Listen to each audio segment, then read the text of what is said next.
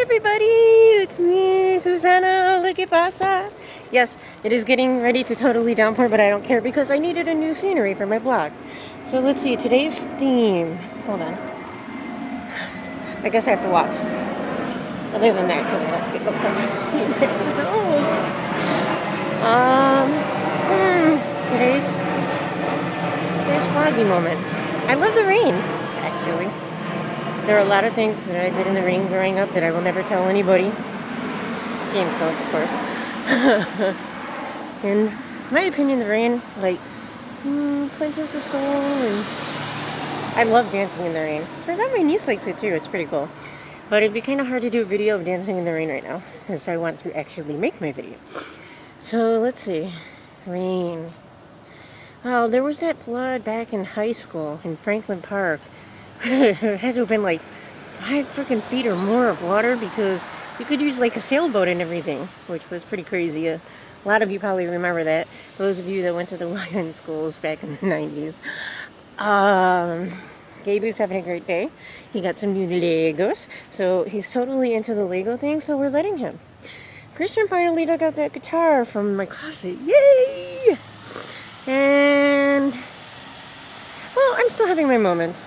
You know, I'm still kind of like, oh, it's a blog, so I could say pretty much however I want, right? Pissed.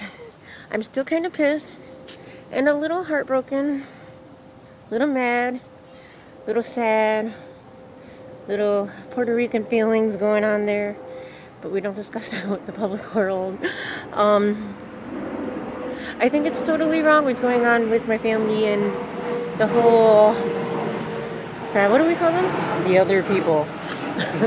You know, I waited 10 years, right? Yeah, just about 10 years to see my kids. I never thought I'd be in a courtroom again. But, you know, hey, I guess shit happens in my family. I guess the girls will eventually get that whether they're adopted or not, they're still part of our bloodline. So, you know, the whole shit happens to people thing is a generational thing. It happens to all of us. I mean, it's really kind of depressing. But we always survive. Most of us, anyway. And most of us learn our lessons and kind of try to get through life with a smile.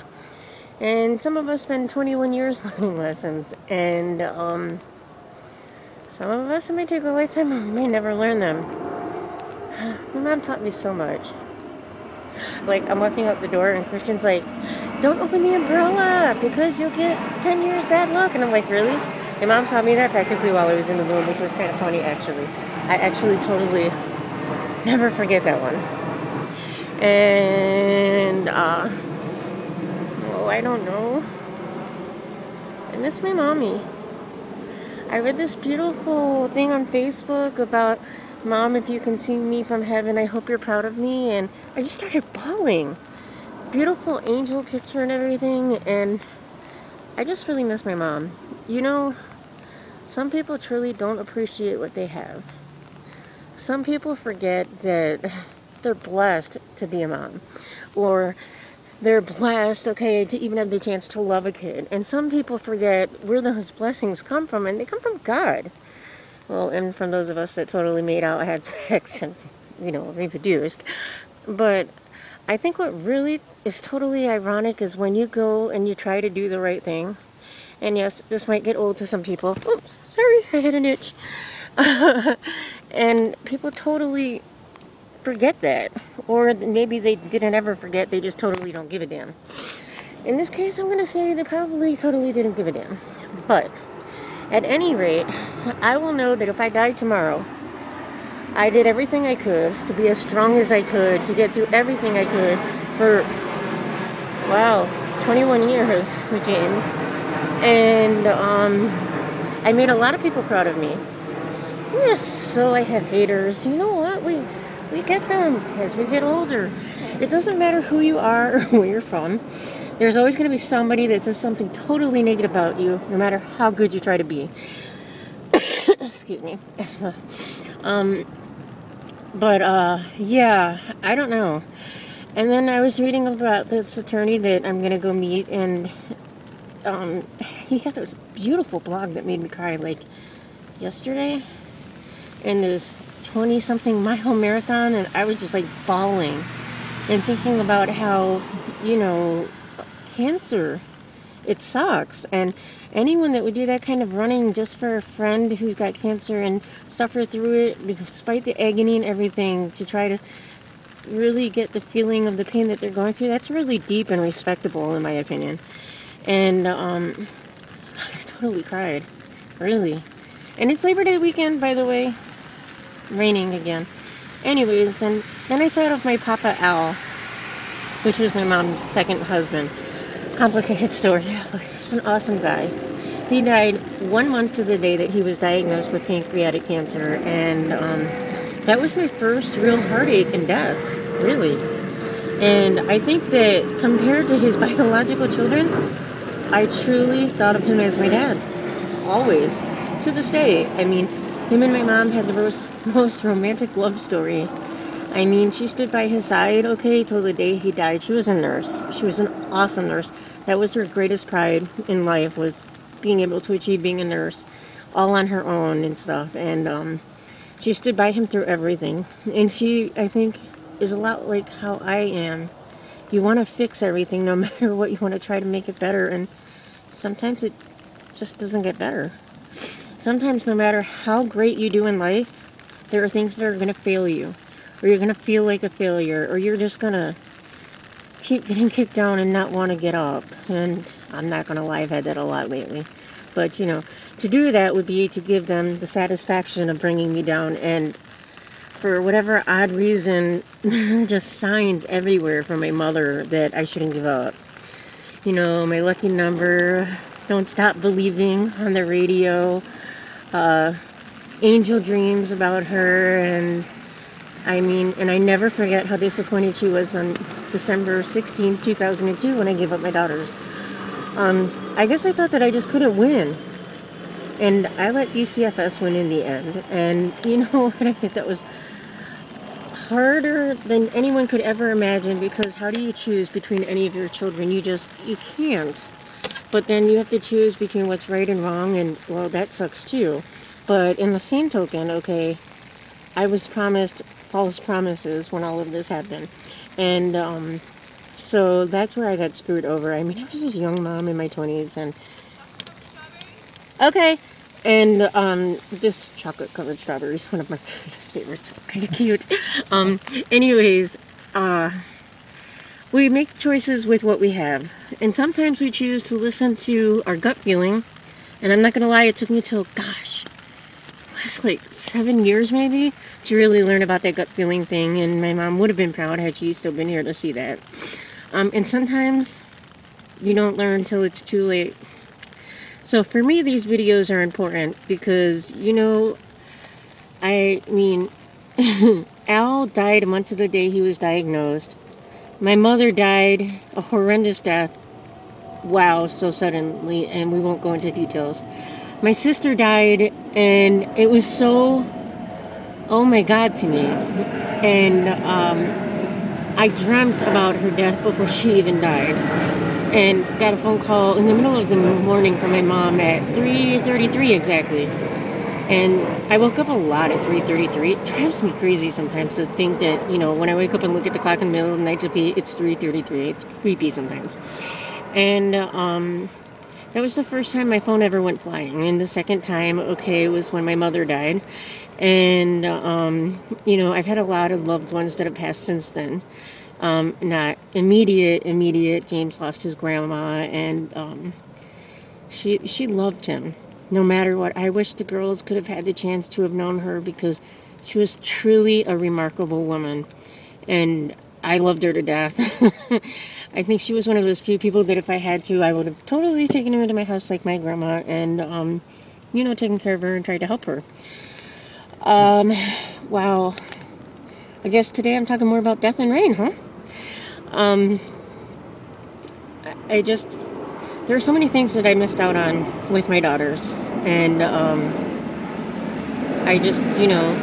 proms, homecomings, I heard about my daughter's first boyfriend at 17 and how he ruined her birthday party. And I mean, graduation, 8th grade, high school.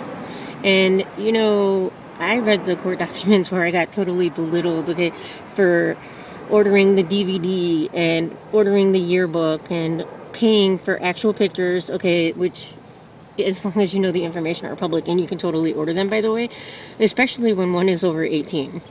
And I think what really sucks the most is that people just don't understand how truly important those moments are to a mom. I mean, I went through the same thing for my niece. It was a miracle I got tickets to her graduation after, you know, some people pulled some stunts. And I got to see her graduate on behalf of myself. My son was with me, my mother in spirit, my sister in spirit. We all would have been there. All our plans obviously changed since so many have passed away. And I wanted to see my own baby, the one that I gave birth to, the heartbeat that I felt, the kicks that I felt, okay? The one I spent 2 weeks in the hospital crying over, okay, in NICU, that's neonatal intensive care unit, because she had double tracheoesophageal fistulas. And that was my first hard lesson as a mom, was holy crap, I had a baby that was born that was very sick, and surgery at 5 days old, and I kid you not, I find it hard to believe that that same girl is so not the same girl she was when I loved her to pieces. Not that I don't still love her, because I truly do with all my heart and soul. And I would have given anything to have been there for all the owies, the heartaches, all of it, to big birthday bashes, to everything. And I guess my mom was right when you truly don't know till you have kids of your own. And I pray that one day she'll know that I've always loved her and that this is very hard for me to go through. That's why I have the True Mother's Chronicles, you know, straight from the mouth of me. You know, who knows what's going to happen in court? But I can tell you that I've learned a lot over the years. I'm not young. I'm not naive anymore. Definitely learned the whole DCFS protocol crap. And I'm definitely learning about civil court, big time. And that family will screw you over faster than anybody. I guess James recently learned that lesson the hard way. I mean, a mom that could do something so harsh, and I don't even know what she wrote, to make our daughters, wow, act the way they did when I walked into that store courtroom. I'm stunned. And, you know, I try to say that we are all blessed, okay, because we're given our blessings of our children, okay, and the chance to love them. But there are some people that will never get it, never get how important it is to kids to have their mommy, or important it is for some mommies to really just hug their children and say, I love you, I'm proud of you, and good luck in life. You know, and I mean, so yeah, so I signed some adoption papers. I didn't abandon my babies. I mean, I made a very hard choice, like in King Solomon's The True Mother. And I have lived by this, okay, for more than 10 years. Ask Michelle Brazil. She was the first one that taught me that, and it's in my old reports and everything. And I'll never forget. So to the other mom, okay, I heard about your comment, and thanks for the credit, because it came from me.